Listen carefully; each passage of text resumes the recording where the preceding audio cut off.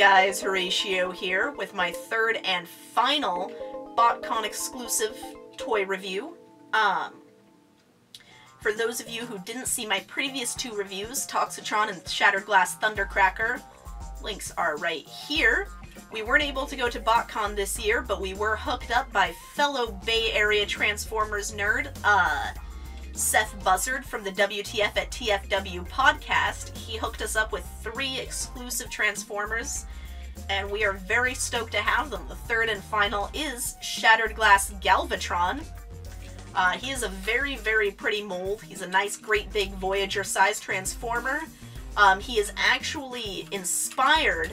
This design was inspired by a customized toy by Fun Publications' Jesse Wittenrich.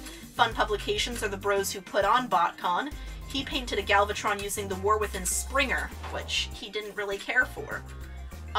And if you're not into that idea and you're not into Shattered Glass Galvatron, according to Walky, who does the Shortpacked comic strip, he makes an excellent Classics Galvatron.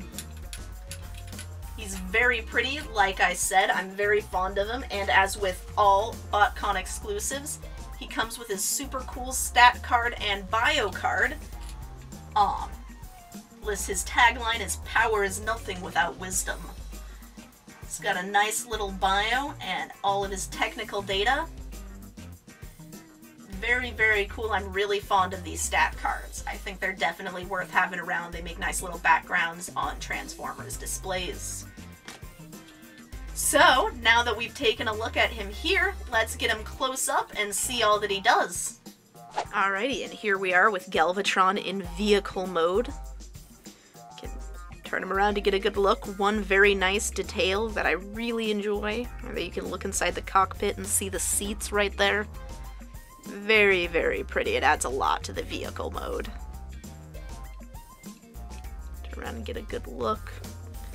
Let's bring him up a bit, and I'll show you some of his little gimmicks. The first gimmick is this one right here. Can make his propeller blades spin. One thing to note on ours, I don't know if this is a general problem with all of these, our propeller blades are very loose. So you can see that after we do that for just a little bit, they kind of shift shape and lose their shape. It's kind of a shame there. And then the other main gimmick is this hook right here. We can pull it down, have it dangling on a string, and then pushing that button sucks it back in very quickly. So one more time.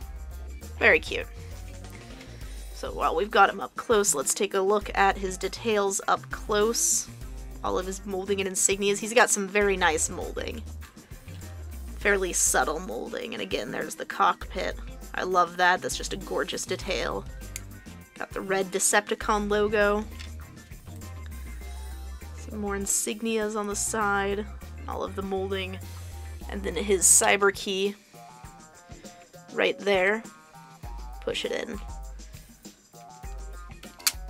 And that flips open, or flips out his little missile launchers. Alrighty, so now that you've seen him in vehicle mode, let's get him transformed. And here we've got him in robot mode. He's got a very, very nice head sculpt right there. Very, very cranky looking. And some very, very lovely molding on the chest.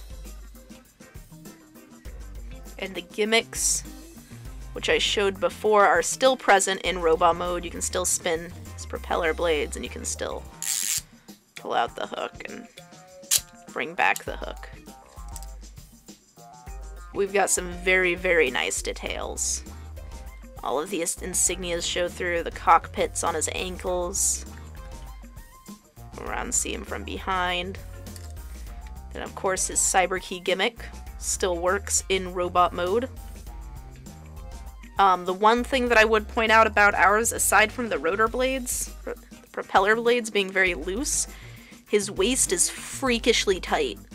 you can actually see some stress marks that formed from transforming him. So the transformation during this review from vehicle to robot will be his last transformation. We're getting kind of worried about snapping him off right there. But he is quite a lovely piece.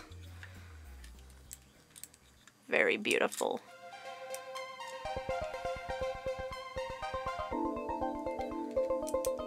Got some good arm movement that's available, even though he's got so much junk on and around his arms.